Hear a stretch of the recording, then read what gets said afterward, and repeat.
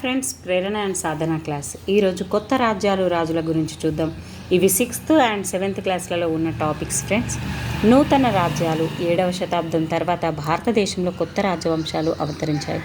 7 నుంచి 12 శతాబ్దాల మధ్య కాలంలో భారత ఉపఖండ వివిధ ప్రాంతాల్లో పాలించిన ముఖ్య రాజవంశాలు. గాంగులు ఒరిస్సా, బాగోరితర్ గంగూబాయ్ అన్నట్టుగా గాంగులు ఒరిస్సా.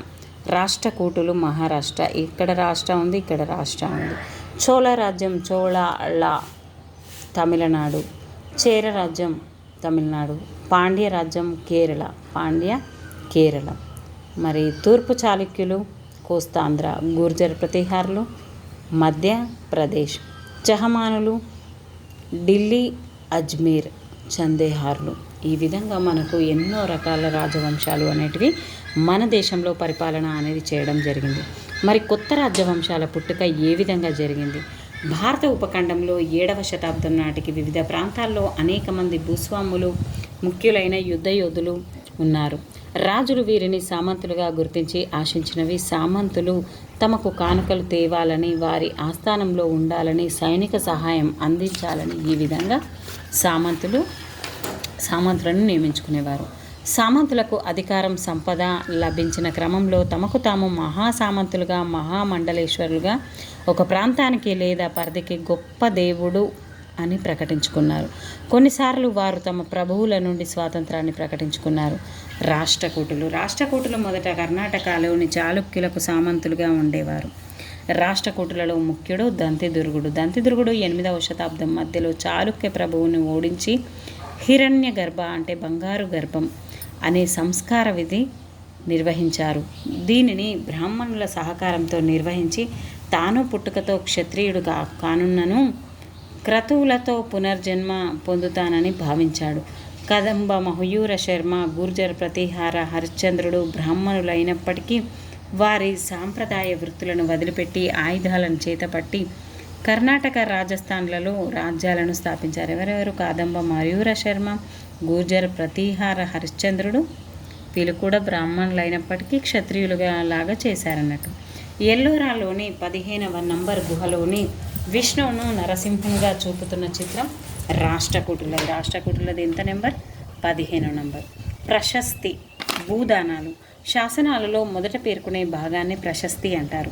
పరిపాలనలో సహకరించే బ్రాహ్మణ పండితులు వీటిని రాసేవారు. ప్రసక్తి, తెలుపు వివరాలు.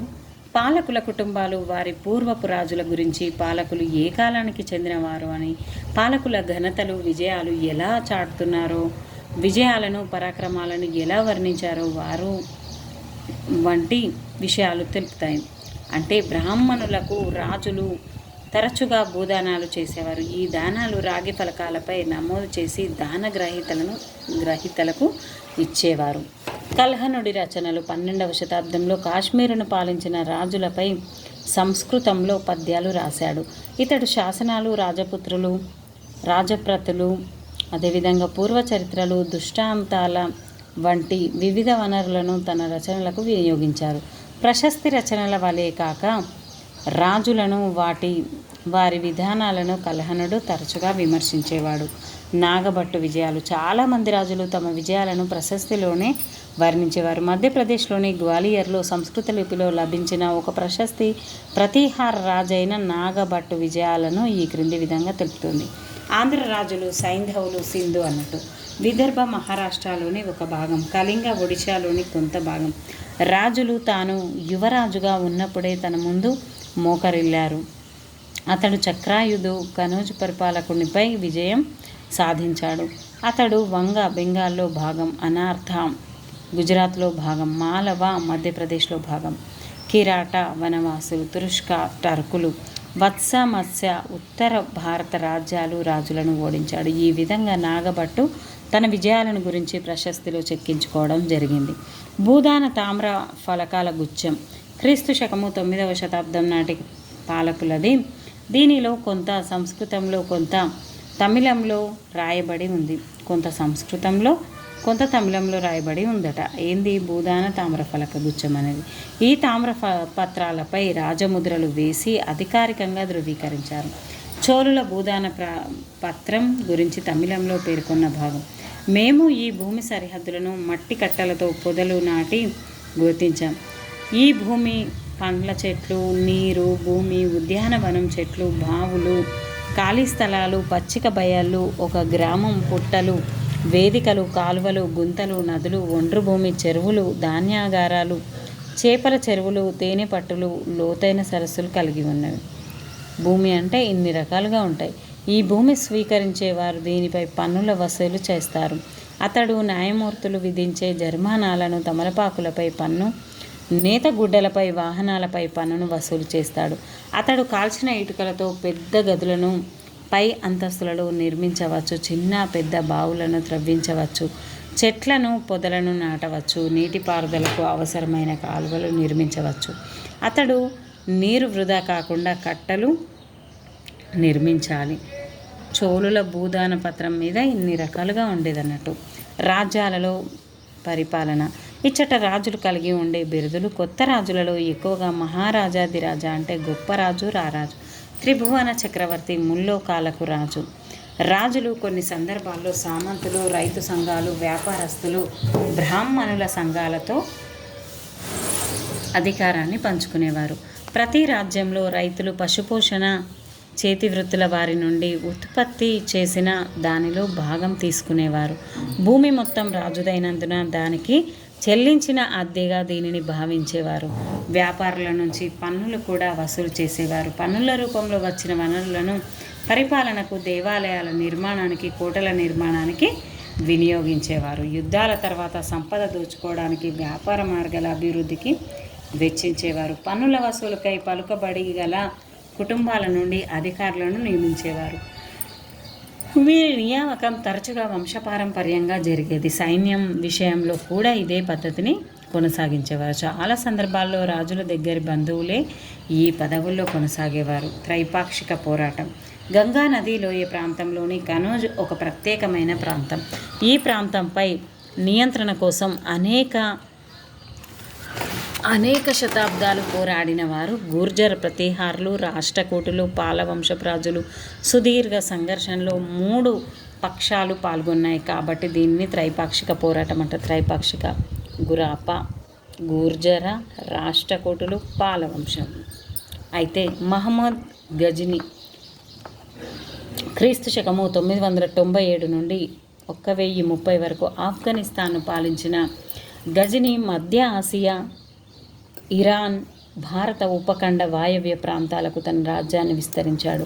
దాదాపు ప్రతి సంవత్సరం ఉపఖండంపై దాడి చేశాడు. సంపన్నమైన గుజరాత్లో సోమనాథ్ వంటి దేవాలయాలు ఇతని లక్ష్యంగా ఉండేవి. దోచుకెళ్లిన సంపదలో చాలా భాగం తన రాజధానిని వైభవంగా మలచడానికి మహమ్మద్ గజనీ వినియోగించాడు. ఆక్రమించిన ప్రాంతాల ప్రజల గురించి చాలా విషయాలు తెలుసుకోవడంతో మహమ్మద్ గజనీ ఆసక్తి కనబరిచేవాడు.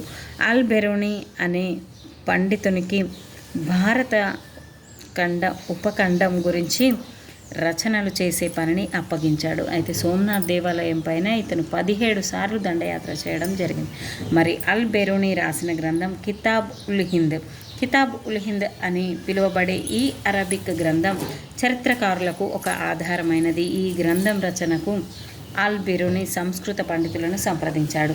చహమానులు లేదా చౌహానులుగా పిలువబడిన చహమానులు ఢిల్లీ, అజ్మీర్ ప్రాంతాలను పాలించారు. చౌహానులు భారతదేశంలో తమ రాజ్యాలను పశ్చిమం, తూర్పు వైపు విస్తరించారు. ఈ విషయంలో చౌహానులను వ్యతిరేకించిన వారు గుజరాత్లోని చాళుక్యులు, పశ్చిమ ఉత్తరప్రదేశ్లోని గహద్వాలులు.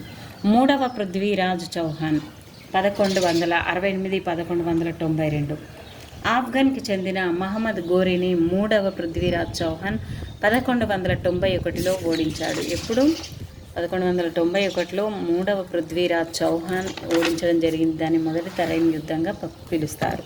ఆ తర్వాత 1192లో పృథ్వీరాజ్ గోరి చేతిలో ఓడిపోయి వధించబడ్డాడు. చూసారా, ఒకసారి ఓటమి చెందాం కదా అని నిరాశ చెందకుండా మహమ్మద్ గోరీ మళ్ళీ తన పైకి రావడం జరిగింది. తానే గెలుపొందడం జరిగింది పృథ్వీరాజ్ చౌహాన్ పైన. ఇతను 3వవాడు. చోళులు దక్షిణ భారతదేశంలో సమగ్రంగా వాయబడిన చరిత్రలో చోళుల పాలన ఒకటి. ముత్తరాయర్గా పిలువబడే ఒక చిన్న ముఖ్య కుటుంబం కావేరీ డెల్టా ప్రాంతంపై అధికారం చేజిక్కించుకుంది. వారు కాంచీపురాన్ని పాలించే పల్లవులకు సామంతులు. విజయాలయుడు 9వ శతాబ్ది మధ్యలో ఉరయూరుకి చెందిన పురాతన చోళ వంశస్థుడైన విజయాలయుడు ముత్తరాయర్కు చెందిన డెల్టా ప్రాంతాన్ని ఆక్రమించుకున్నారు.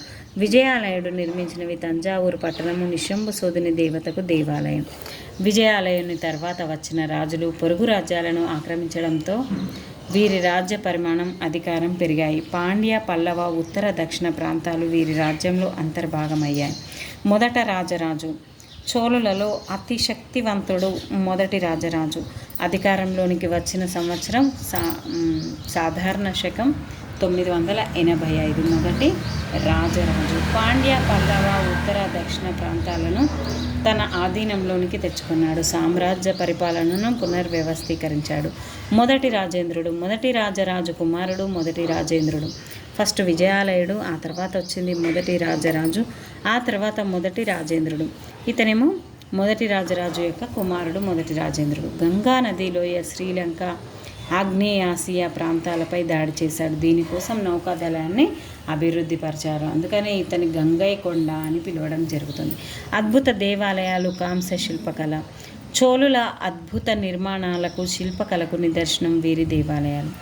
మొదటి రాజరాజు మొదటి రాజేంద్రుడు తంజావూరులోని గంగైకొండ, చోళపురంలో నిర్మించిన పెద్ద దేవాలయాలు అద్భుత నిర్మాణానికి, శిల్పకళకు నిదర్శనాలు. ఎవరెవరు కట్టించారు?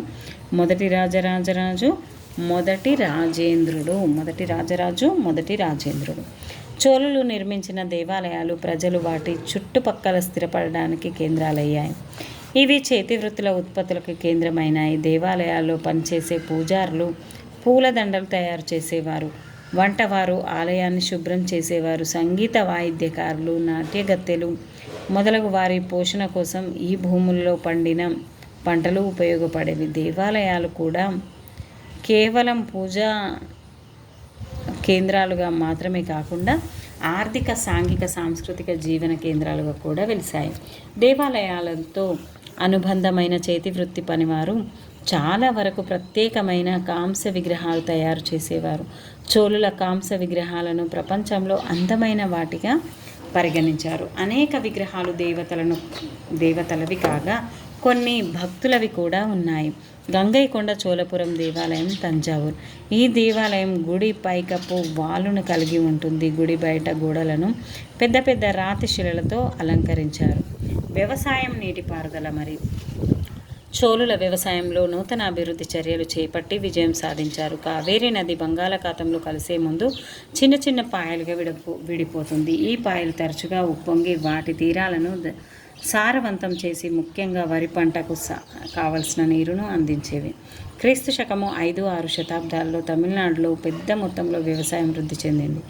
అడవులను నరికి నేలను చదును చేసి డెల్టా ప్రాంతాల్లో వరదల నివారణకు కట్టకట్టి కాలువలు నిర్మాణం చేశారు. చైనా ప్రాంతంలో చాలా ప్రాంతాల్లో సంవత్సరానికి 2 పంటలు కూడా పండించేవారు.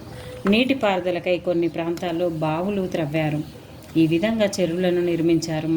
మరికొన్ని ప్రాంతాల్లో వర్షపు నీటిని నిల్వ చేయడానికి పెద్ద చెరువులను కూడా నిర్మించారు. ఈ విధంగా సామ్రాజ్యాన్ని మరి పరిపాలనా విధానం ఏ విధంగా ఉందంటే, రాజుకు సహకరించడానికి మంత్రిమండలి ఉండేది, రాజుకు బలమైన సైన్యం, నౌకాదళం ఉండేది. రాజ్యమును మండలాలుగా విభజించారు. ఈ మండలాలను తిరిగి వలనాడులు నాడులుగా విభజించేవారు. రైతుల స్థిర నివాసాలను ఉర్ అనేవారు. ఇవి నీటిపారుదల, వ్యవసాయ విస్తరణతో సుసంపన్నమైనవి. ఇలాంటి ఊర్లు కలిసి నాడులుగా ఏర్పడేవి. గ్రామ సభ నాడుల పరిపాలన సంబంధ వ్యవహారాలే కాక న్యాయ పరిపాలన పనులు వసూలు కూడా చేసేది. వెల్లాల కులానికి చెందిన సంపన్నులైన రైతులు చోళుల ప్రభుత్వంలో నాడులకు సంబంధించిన పాలన వ్యవహారాలు చూసేవారు. చోళ రాజులు ధనవంతులై భూస్వాములను మువ్వెంద వేలన్ అనగా ముగ్గురు రాజులకు సేవలందించే రైతు లేదా వేలన్ అరయ్యార్ ముఖ్యుడు అనే గౌరవ సూచక బిరుదులనిస్తూ కేంద్ర స్థాయిలో రాజ్యానికి సంబంధించిన ముఖ్యమైన పనులు, బాధ్యతలు అప్పగించారు. మరి భూమి రకాలు ఏ విధంగా ఉండేదంటే, భూములలో రకాలను చోళుల శాసనాలు క్రింది విధంగా పేర్కొన్నాయి. వెల్లన్ వాగై అంటే బ్రాహ్మణేతర రైతులకు చెందిన భూమి, అంటే బ్రాహ్మణులకు కాకుండా మిగతా వారికి. బ్రహ్మదేయ, ఇక్కడే బ్రహ్మ ఉంది కాబట్టి బ్రాహ్మణులకు బహుకరించిన భూమి. శాల శాల ఉంది కదా, పాఠశాల నిర్వహణకు ఉపయోగించే భూమి. దేవదాన తిరుణమత్తుక్కని, దేవదాన అంటే దేవాలయాలకు బహుకరించిన భూమి, తిరువనమత్తుక్కని. పల్లిచ్చందం, జైన సంస్థలకు విరాళమిచ్చిన భూమే పల్లిచ్చందం. బ్రహ్మదేయాలను స్వీకరించడం ద్వారా బ్రాహ్మణులు కావేరీ నది లోయలో స్థిరపడ్డారు. ప్రతి బ్రహ్మదేయం పేరుగాంచిన బ్రాహ్మణ భూస్వాములచే కూడిన సభా సంరక్షణలో ఉండేది. నగరం అనే వర్తక సంఘాలు కూడా పరిపాలనా వ్యవహారాల్లో సందర్భానుసారంగా పాల్గొనేవి. సభను ఏ విధంగా నిర్వహించేవారో తమిళనాడులోని చెంగల్పట్టు జిల్లాలోని ఉత్తరమేరూర్ శాసనం తెలుపుతుంది. సభలో నీటిపారుదల వసతులకు తోటలు, దేవాలయాలు మొదలైన వాటిని సంరక్షించడానికి ప్రత్యేక కమిటీలు ఉండేవి. ఈ కమిటీలకు అర్హులైన సభ్యుల పేర్లు చిన్న తటాకాల ముక్కలపై రాసేవారు. ఈ తాటాకు ముక్కలన్నింటినీ ఒక కుండలో వేసి ఒక చిన్న బాలునితో ఒక్కొక్క ముక్కను ఒక్కొక్క కమిటీ కోసం తీయించేవారు. సభలో సభ్యులుగా ఉండాలంటే, ఉత్తరమేరు శాసనం ప్రకారం సభలో సభ్యునిగా ఉండాలంటే విధిగా పన్ను చెల్లించి భూమిని కలిగి ఉండాలి. 35 నుండి 70 సంవత్సరాల మధ్య వయసు ఉండాలి. వేదాల గురించి తెలిసి ఉండాలి. పాలనా విషయాలు కూడా తెలిసిన వారే ఉండాలి. నిజాయితీగా ఉండాలి. ఎవరైనా గత 3 సంవత్సరాలుగా ఏదైనా కమిటీ సభ్యునిగా కొనసాగితే అతడు మరొక కమిటీలో సభ్యునిగా ఉండరాదు. గతంలో లెక్కలు చూపని వారు కానీ వారి బంధువులు కానీ ఎన్నికల్లో పోటీ చేయకూడదు. 12వ శతాబ్దానికి చెందిన తమిళ భాషలోని పెరియ పురాణం సామాన్యులను గురించి తెలియజేస్తుంది. అదనూరు గ్రామ పొలిమేర్లలో పులయులు తాటాకుల గుడిసెలలో నివసిస్తూ వ్యవసాయ కూలీలుగాను దాసులుగాను జీవనం కొనసాగించారు. వారి గుడిసెల గడపలు తోలుబొమ్మలతో కప్పి ఉన్నాయి. ఇంటి ముందు కోడి పిల్లలు తిరుగుతున్నాయి. నల్లని ఇనుప కడియాలను ధరించిన పిల్లలు ఎగురుతూ దూకుతూ చిన్న పిల్లలతో ఆడుతూ ఉన్నారు. మరుడు అర్జున. చెట్ల నీడలో ఒక మహిళ తన శిశువును తోలు చాపపై పడుకోబెట్టినది. ఈ విధంగా మామిడి చెట్ల కొమ్మలను ఉప్పులో వేలాడదీసి ఉన్నారు. కొబ్బరి చెట్టు నీడలో కుక్క పిల్లలు ఉన్నాయి.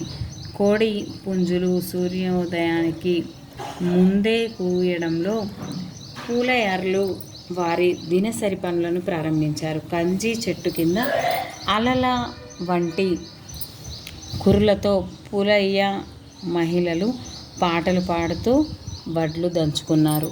ఈ విధంగా ఆ కాలంలో కొత్త రాజ్యాల గురించి మనం ఇప్పటివరకు తెలుసుకున్నాం ఫ్రెండ్స్. మీకు ఈ వీడియో నచ్చింది అనుకుంటున్నాను. Please subscribe my channel. Like చేయండి, అదేవిధంగా షేర్ చేయండి. కామెంట్ రూపంలో మీకు కావాల్సిన సబ్జెక్ట్ని పెట్టండి ఫ్రెండ్స్. Thank you everyone. నేను మాత్రం ప్రత్యేకంగా school assistant, social studies and SGT వారికి అవసరమయ్యేటివి ఉన్నాయి. అంతేకాకుండా మిగతా సబ్జెక్ట్స్ వారికి current affairs, GK current affairs ఉన్నాయి ఫ్రెండ్స్. యూటిలైజ్ చేసుకోండి. Thank you everyone. ఇవి గ్రూప్స్కి కూడా యూజ్ అవుతాయి కాబట్టి యూజ్ చేయండి. Keep smiling. Bye bye.